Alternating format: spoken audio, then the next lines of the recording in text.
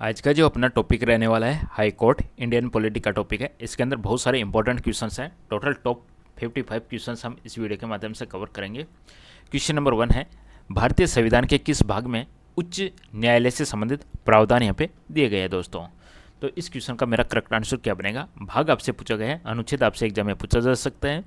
तो दोस्तों इस क्वेश्चन का करेक्ट आंसर बनेगा भाग नंबर 6 है, इसके अंदर उच्च न्यायालय का प्रावधान किया गया है। करेक्ट आंसर बनेगा ऑप्शन नंबर सी, भाग नंबर 6 उच्च न्यायालय से संबंधित है। अब आपसे नेक्स्ट क्वेश्चन में अनुच्छेद पूछा जाएगा कि उच्च न्यायालय से संबंधित जो प्रावधान है वह संविधान के कौन से अनुच्छेद के अंदर दिए गए हैं। तो दोस्तों यहाँ पे आपका सही जवाब बनेगा आर्टिकल 14 से लेकर 31 तक। Correct answer will be option number B, article 214 से 231 है आपका सही जवाब बनेगा ऑप्शन बी। तो भाग नंबर 6 हो गए, अनुच्छेद 214 से 231 हो गए। अब आपसे क्वेश्चन पूछा जाएगा कि 214 के अंदर क्या दिया गया है। 214 के अनुसार प्रत्येक राज्य के लिए क्या होगा। एज पर आर्टिकल 214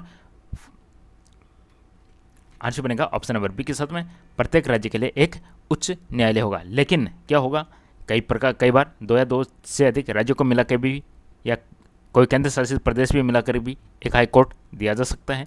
तो उसके लिए अलग से अनुच्छेद है। 214 कहता है कि एक राज्य के लिए एक अनुच्छेद होगा। और नेक्स्ट क्वेश्चन है आपका, दो या दो से अधिक राज्यों तथा किसी एक केंद्र शासित प्रदेश के लिए एक ही हाई कोर्ट की स्थापित करने की शक्ति किसके पास में है।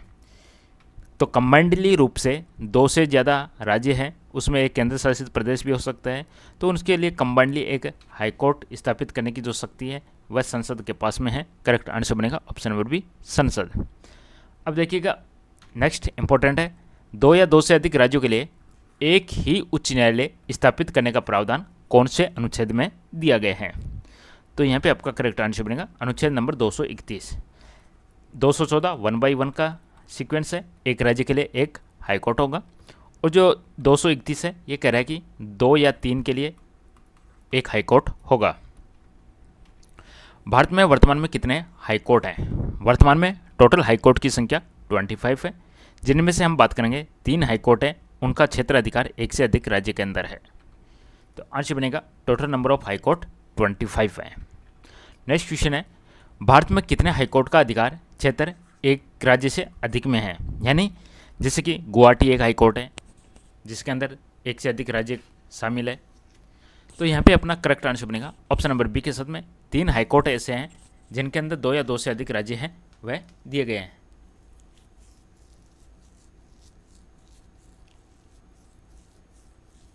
कितने उच्च न्यायालयों का अधिकार क्षेत्र एक राज्य से अधिक है। तो आंसर बनेगा 3। निम्न में से किन केंद्र शासित प्रदेशों में हाई कोर्ट है। देखिए ऑप्शन में से सही जवाब ऑप्शन नंबर ए, दिल्ली और जम्मू कश्मीर। इसके अंदर हाई कोर्ट है। जम्मू कश्मीर भी आपका केंद्र शासित प्रदेश है और दिल्ली भी आपका केंद्र शासित प्रदेश है। प्रत्येक हाई कोर्ट का गठन किनसे मिलकर होता है। तो हाई कोर्ट में क्या होगा, तो हाई कोर्ट के अंदर मुख्य न्यायाधीश होगा और अन्य न्यायाधीश होगा। हाई कोर्ट का चीफ जस्टिस होगा और अदर जज होगा। ऑप्शन नंबर बी आपका करेक्ट आंसर बनेगा। हाई कोर्ट के अंदर एक मुख्य न्यायाधीश होगा और अन्य न्यायाधीश होगा, ये सब मिलकर एक हाई कोर्ट का निर्माण करेंगे। क्वेश्चन कह रहा है कि हाई कोर्ट के न्यायाधीशों की नियुक्ति कौन करता है। तो न्यायाधीशों की नियुक्ति किसके द्वारा की जाती है। तो आंसर बनेगा ऑप्शन नंबर सी के साथ में राष्ट्रपति के द्वारा की जाती है, एज पर आर्टिकल 217 217 अनुच्छेद के तहत। उच्च न्यायालय के न्यायाधीशों की नियुक्ति किस अनुच्छेद के अंतर्गत होती है। राष्ट्रपति के द्वारा की जाती है। और अलग अलग उच्च न्यायालयों में न्यायाधीशों की संख्या जो अलग अलग होती है उनकी नियुक्ति राष्ट्रपति के द्वारा की जाती है, एज पर आर्टिकल 217 217। उच्च न्यायालय के न्यायाधीश बनने के लिए व्यक्ति का क्या होना आवश्यक है। कम से कम वह भारत का नागरिक हो, एज पर आर्टिकल 2172 217 2 के अंदर इनकी योग्यताएं दी गई है। तो न्यायाधीश बनने के लिए जो मेन योग्यता है वह भारत का नागरिक होना बहुत जरूरी है। उच्च न्यायालय के न्यायाधीश के लिए न्यायिक पद पर न्यूनतम कितने वर्ष का अनुभव जरूरी है। देखिएगा,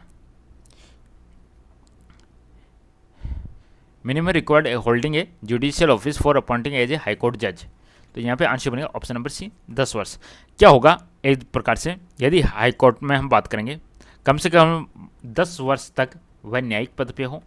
यहाँ पे शब्द आएगा न्यायिक पद पे हो 10 वर्ष तक, या दूसरा क्या होगा, एक या अधिक हाईकोर्ट के अंदर लगातार 10 वर्षों तक वकील के रूप में रहा हो तो वह न्यायाधीश के लिए योग्य है। उच्च न्यायालय के न्यायाधीश बनने के लिए अधिवक्ता के रूप में कितने वर्ष का अनुभव है? जो पीछे वाला क्वेश्चन था उसके अंदर पूछा गया था आपसे न्यायिक पद का अनुभव कितना था? तो 10 वर्ष का था। इस बार पूछा अधिवक्ता के रूप में अनुभव, तो आंसर बनेगा यहाँ पे भी 10 वर्ष। अधिवक्ता के रूप में आवश्यक 10 वर्षों का अनुभव कहाँ होना चाहिए? चाहे वह एक कोर्ट हो या अलग कोर्ट हो, लेकिन वह कंटिन्यू होना चाहिए। तो आंसर बनेगा ऑप्शन नंबर बी, किसी हाईकोर्ट में, एक या एक से अधिक हाईकोर्ट में, या तो एक हाईकोर्ट में हो या एक से अधिक हाईकोर्ट में हो, लेकिन वह कंटिन्यू होना जरूरी है। 10 वर्षों का अनुभव अधिवक्ता के रूप में, तो वह न्यायाधीश के लिए योग्य है। उच्च न्यायालय के न्यायाधीश को शपथ किसके समक्ष लेनी चाहिए? तो उच्च न्यायालय को शपथ लेनी चाहिए संबंधित राज्य के राज्यपाल या उसके द्वारा नियुक्त व्यक्ति के समक्ष, as per article 219। Next question है, उच्च न्यायालय के न्यायाधीश की शपथ किस अनुच्छेद के अंदर दी गई है? तो उच्च न्यायालय के न्यायाधीश की जो शपथ है वह अनुच्छेद 219 से संबंधित है। Option number C 219। उच्च न्यायालय के न्यायाधीश की शपथ का प्रारूप किस अनुसूची में दिया गया है? शपथ का प्रारूप 3री अनुसूची में दिया गया है। मूल संविधान के अंदर 8 अनुसूचियाँ थी और वर्तमान के अंदर टोटल 12 अनुसूची है, और 3री अनुसूची के अंदर शपथ का प्रावधान दिया गया है उच्च न्यायालय के न्यायाधीश का। नेक्स्ट क्वेश्चन है, वेतन और भत्तों से संबंधित अनुच्छेद कौन सा है? उच्च न्यायालय के न्यायाधीशों के वेतन और भत्तों से संबंधित जो अनुच्छेद है उसका नाम है 221। करेक्ट आंसर बनेगा ऑप्शन नंबर सी 221। क्वेश्चन है, उच्च न्यायालय के न्यायाधीशों के वेतन और भत्तों का निर्धारण कौन करता है?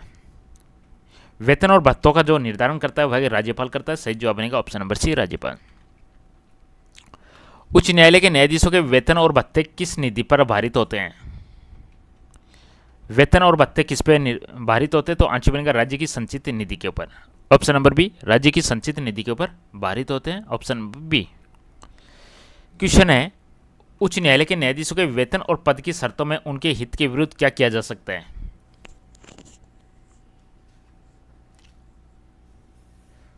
हित के विरुद्ध क्या किया जा सकता है? तो यहाँ पे आंसर बनेगा आपका ऑप्शन नंबर सी के साथ में, ऐसा परिवर्तन नहीं किया जा सकता। उच्च न्यायालय के न्यायाधीशों के वेतन और पद की शर्तों में उनके हित के विरुद्ध क्या किया जा सकता? कुछ भी नहीं किया जा सकता। उच्च न्यायालय के न्यायाधीशों को पेंशन उनके अंतिम माह के वेतन का कितने % होती है? पेंशन उनके अंतिम माह के वेतन का कितने % होती है? तो आंसर बनेगा इसका 50%। Option number B 50%। उच्च न्यायालय के न्यायाधीश की अधिकतम अवकाश ग्रहण आयु कितनी है? अधिकतम अवकाश ग्रहण आयु कितनी है? तो आंसर बनेगा इसका 62 years. Option number B 62 years. उच्च न्यायालय का न्यायाधीश अपने पद से त्यागपत्र किसे संबोधित करके देता है? उच्च न्यायालय का न्यायाधीश अपने पद से त्यागपत्र राष्ट्रपति को संबोधित करके देता है। सही जवाब ऑप्शन सी। स्थायी उच्च न्यायालय के न्यायाधीश के रूप में कार्य कर चुका व्यक्ति किसी न्यायालय में क्या नहीं कर सकता? अगर किसी हाईकोर्ट के न्यायाधीश के रूप में कार्य कर चुका है तो किसी और न्यायालय में क्या करेगा?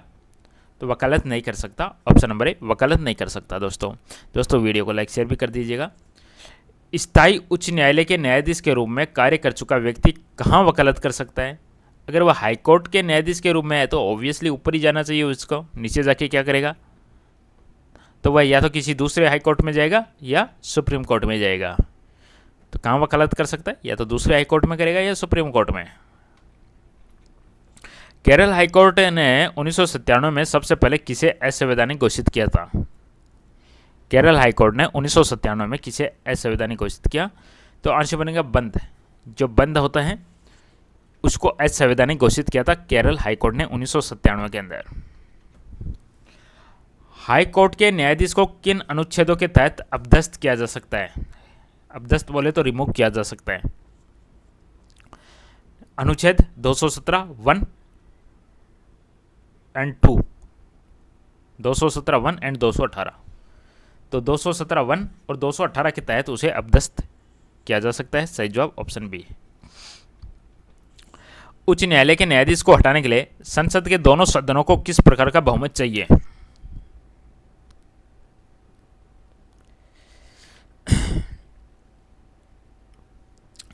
संसद के दोनों सदनों को किस प्रकार का बहुमत चाहिए? तो आंसर बनेगा ऑप्शन नंबर सी, प्रत्येक सदन का अपने अपने बहुमत एवं उपस्थित एवं मतदान करने वाले सदस्यों का 2/3 बहुमत।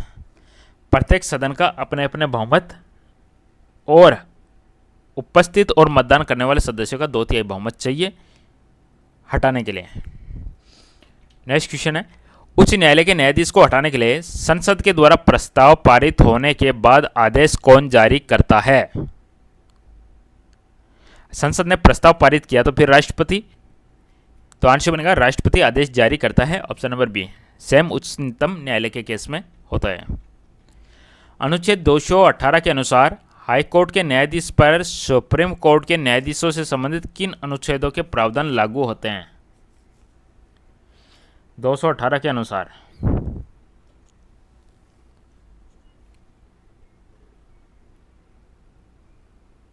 जो न्यायाधीशों को हटाने की जो प्रक्रिया है वही, जैसे कि सुप्रीम कोर्ट के न्यायाधीशों को हटाने की प्रक्रिया है वही हाई कोर्ट के न्यायाधीशों को हटाने की प्रक्रिया, दोनों के अंदर सेम लागू होता है।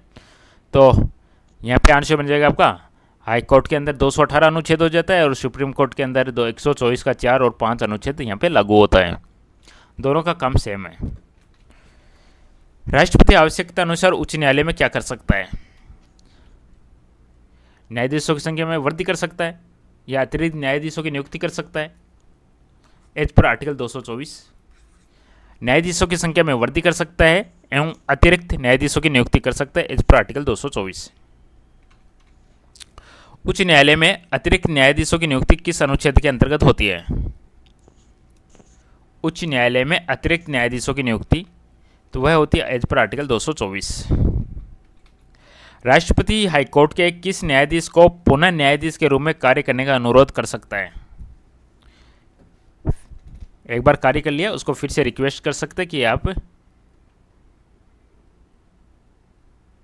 आंसर बनेगा ऑप्शन नंबर बी, कोई भी रिटायर्ड जज है उसको, कोई भी अवकाश प्राप्त न्यायाधीश है उसको राष्ट्रपति फिर से रिक्वेस्ट कर सकते हैं न्यायाधीश के रूप में कार्य करने का। अवकाश प्राप्त न्यायाधीश, अवकाश प्राप्त हाईकोर्ट के न्यायाधीश को पुनः कार्य करने से संबंधित प्रावधान कौन से अनुच्छेद में है? तो यहाँ पे अनुच्छेद लागू होगा 224 का ए आर्टिकल, अनुच्छेद 224 ए, अनुच्छेद 224 ए। उच्च न्यायालय को अभिलेख न्यायालय का दर्जा किस अनुच्छेद द्वारा प्राप्त है? उच्च न्यायालय को अभिलेख न्यायालय का दर्जा तो वह है अनुच्छेद 215, ऑप्शन बी अनुच्छेद 215। उच्च न्यायालय के निर्णयों के संबंध में नोट्स में क्या कहा गया है? उच्च न्यायालय के निर्णय के संबंध में नोट्स में कहा गया है, आंसर बनेगा वे आधिकारिक माने जाते हैं। उच्च न्यायालय के जो भी निर्णय हैं वे सब के सब आधिकारिक माने जाते हैं। राष्ट्रपति उच्च न्यायालय के न्यायाधीश का स्थानांतरण किसके परामर्श से कर सकता है? यदि हाईकोर्ट के न्यायाधीश या हाईकोर्ट के जज का ट्रांसफर करना है तो प्रेसिडेंट परामर्श लेंगे मुख्य न्यायाधीश से, चीफ जस्टिस ऑफ इंडिया से, ऑप्शन सी।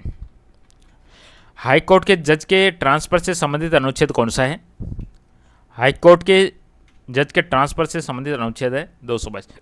दोस्तों कंप्लीट वीडियो देखने के बाद में एक भी क्वेश्चन आपका आउट ऑफ सिलेबस नहीं बचेगा, जरूर देखिएगा। हाईकोर्ट को नागरिकों के मौलिक अधिकारों के क्रियान्वयन के लिए लेख जारी करने की शक्ति किस अनुच्छेद के तहत प्राप्त है? लेख जारी करने की शक्ति, रिट जारी करने की शक्ति किस अनुच्छेद के तहत प्राप्त है मौलिक अधिकारों के क्रियान्वयन के लिए? तो आंसर बनेगा आर्टिकल नंबर 226, अनुच्छेद 226 मौलिक अधिकारों से संबंधित है। कौन सा लेख उच्च न्यायालय द्वारा जारी किया जा सकता है? तो उच्च न्यायालय क्या क्या लेख जारी कर सकता है? जैसे कि बंदी प्रत्यक्षीकरण हुआ, परमादेश, निषेध, उत्प्रेषण, अधिकार पर्चा, तो ये सब के सब बंदी प्रत्यक्षीकरण, परमादेश, प्रोहिबिशन, निषेध, इसके अलावा उत्प्रेषण, इसके अलावा अधिकार पर्चा, तो ये सब लेख जारी कर सकता है हाईकोर्ट। कौन सा हाईकोर्ट के द्वारा जारी किए जाने वाले लेखों में शामिल है?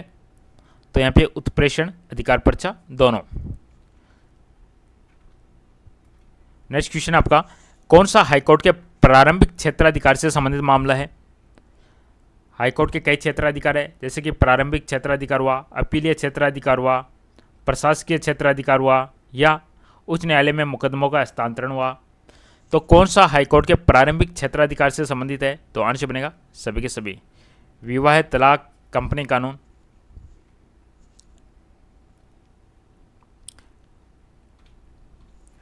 क्षेत्राधिकार में कौन सा उच्च न्यायालय के प्रारंभिक क्षेत्राधिकार में शामिल है? तो जैसे दो तो अपन ने देखे थे अभी, तलाक देखा, विवाह देखा, नौकरी देखा, कंपनी ने कानून देखा। इसके अलावा न्यायालय की अवमानना, कुछ राजस्व संबंधी मामले, इच्छा पत्र, तो ये सभी की सभी प्रारंभिक क्षेत्राधिकार में शामिल है। यदि सत्र न्यायाधीश ने किसी मामले में मृत्युदंड दिया हो तो उसके विरुद्ध अपील कहाँ किया जा सकती है? यदि कोई सेशन जज है उसने दिया है, तो हम सेशन जज के बाद में हम हाई कोर्ट में हम अपील कर सकते हैं। Option B. अपने को बोला है कि दीवानी मामलों में हाई कोर्ट में किन मामलों की अपील हो सकती है? दीवानी मामलों में, दीवानी फौजदारी मामले होते हैं, तो हम हाई कोर्ट में अपील कर सकते हैं यदि 25 लाख या अधिक की संपत्ति से संबंधित हो।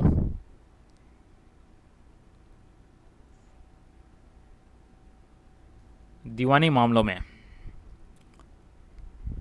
दोस्तों, इसका आंसर बनेगा आपका ऑप्शन नंबर ए।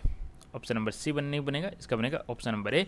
यदि 5 लाख से ज़्यादा हो तो करेक्ट कर लीजिएगा। इसका आंसर 47 का आंसर बनेगा ऑप्शन नंबर ए।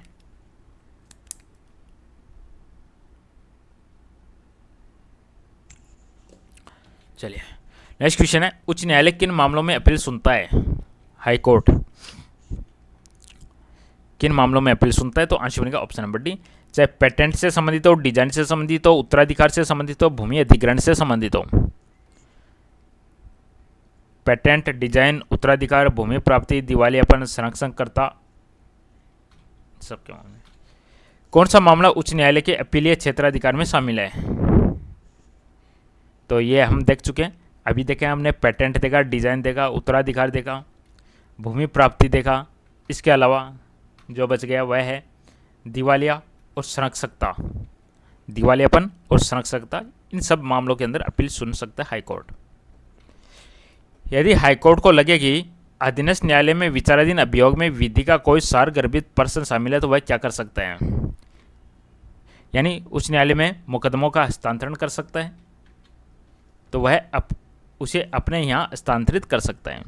यदि हाईकोर्ट को लगे कि उसके अधीनस्थ न्यायालय के अंदर विधि का कोई सारगर्भित प्रश्न शामिल है तो वह अपने यहाँ हस्तांतरित कर सकते हैं।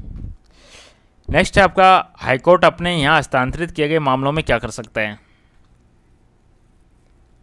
तो आंसर बनेगा ऑप्शन नंबर सी, दोनों कर सकता है। स्वयं उसका निपटारा कर सकता है। दूसरा है कि विधि से संबंधित प्रश्न का निपटारा करके अधीनस्थ न्यायालय को वापस भेज सकता है। उच्च न्यायालय को अपने अधीनस्थ न्यायालय को संबंध में क्या अधिकार प्राप्त है? उच्च न्यायालय को अपने अधीनस्थ न्यायालय को संबंध में क्या अधिकार प्राप्त है? तो आंसर बनेगा ऑल ऑफ द अबव। नियुक्ति, पदावनति, पदोन्नति। चलिए नेक्स्ट क्वेश्चन है, उच्च न्यायालय अपने अधीनस्थ न्यायालयों में किस विषय से संबंधित नियम बना सकता है? इसका सही जवाब ऑप्शन डी, उपरोक्त सभी। छुट्टियां, नियुक्ति, पदोन्नति, उपरोक्त सभी आपका करेक्ट आंसर बनेगा ऑप्शन डी। क्वेश्चन नंबर 54, उच्च न्यायालय के प्रशासनिक अधिकार के अंतर्गत निम्न में से कौन शामिल है? आंसर बनेगा उपरोक्त सभी। नियुक्ति, डिमोशन, प्रमोशन, अपॉइंटमेंट, सभी के सभी। और लास्ट क्वेश्चन अपना, उच्च न्यायालय अपने अधीनस्थ न्यायालयों में किससे संबंध में नियम बनाने का अधिकार रखता है? आंसर बनेगा उपरोक्त सभी। Holiday, appointment, promotion. और दोस्तों कुछ चीज़ें बच गई, उनका आप स्क्रीनशॉट ले लीजिएगा और पढ़ लीजिएगा इनको।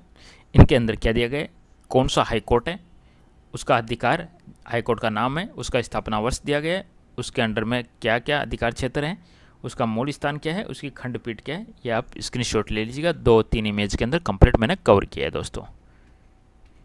एक ले लिया, एक यहाँ से आप ले सकते हो इमेज स्क्रीनशॉट, और एक आप यहाँ पे ले सकते हो।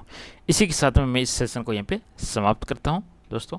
कंप्लीट टॉपिक मैंने कवर करवा दिया, कुछ भी टॉपिक इससे बाहर कोई क्वेश्चन आने की संभावना नहीं है।